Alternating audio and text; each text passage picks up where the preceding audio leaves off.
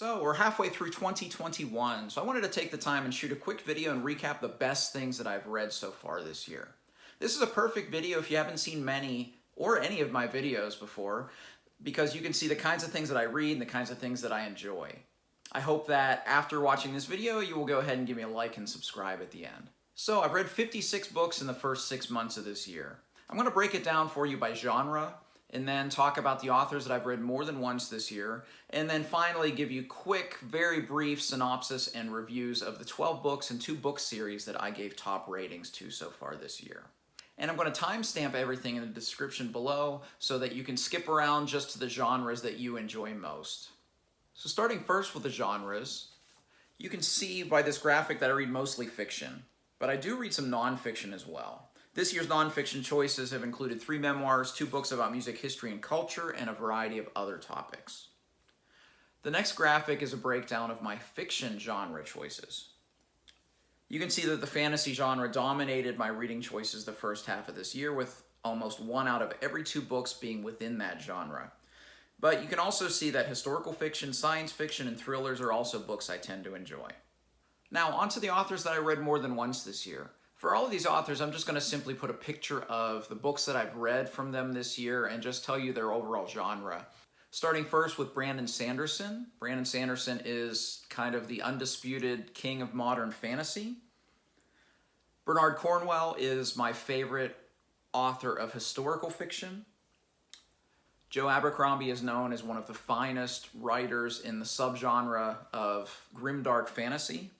Roger Zelazny is a classic fantasy author. Stephen King needs no introduction. He is my favorite author.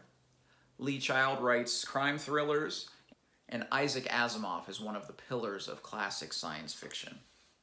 Now I want to move on to just some quick reviews of some of the things that I gave 5 stars to this year. For my rating system, 5-star does not mean that it is perfect, but is something that I simply loved.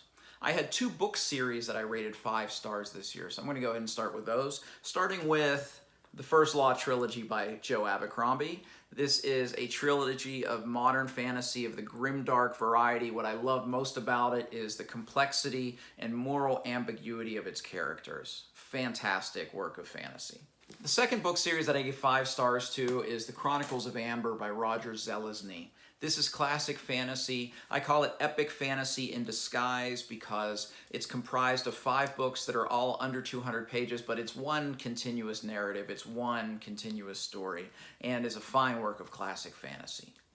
All right, on to the individual books, and I have timestamps below for each genre if you want to skip to your favorite genre. I'm going to start with my 4 nonfiction books that I gave top ratings to, starting with On Writing by Stephen King. This is a fantastic work that, yes, it's a manual about how to be a great writer, but it's more than that, and it's actually riveting storytelling for such a nonfiction work.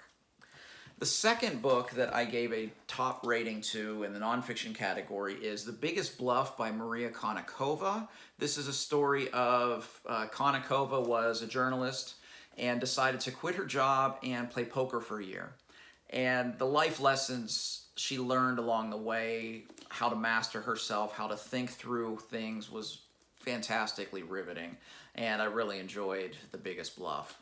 Classic work by Mitch Albom, Tuesdays with Morrie. There's a reason that this sold so many millions of books. It's a beautiful little meditation on life and death and grief, and I thoroughly enjoyed it. My final 5-star book in the nonfiction category is Symphony for the City of the Dead by M.T. Anderson. And this talks about composer Dmitri Shostakovich, who was in Leningrad when the Germans came to town and began the siege, and him writing his 7th Symphony. And it's all about the perseverance of art in the face of adversity, and I really enjoyed this book. All right, on to the fiction. A 5-star selection that is in the category of classics was The Count of Monte Cristo, this brilliant 19th century work, which is about a man who's wrongly imprisoned and after breaking out of prison exacts revenge upon his enemies. What most impressed me about this book is how there was so little amount of fat along the way, which is kind of what you get in a lot of 19th century works. This needed no editing. Fantastic work of fiction. In the dystopian category, The Road by Cormac McCarthy.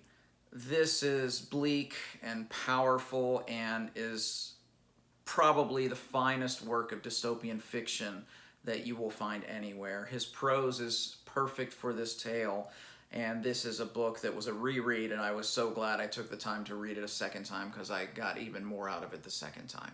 One work of historical fiction that got top rating for me this year was The Evening and the Morning by Ken Follett.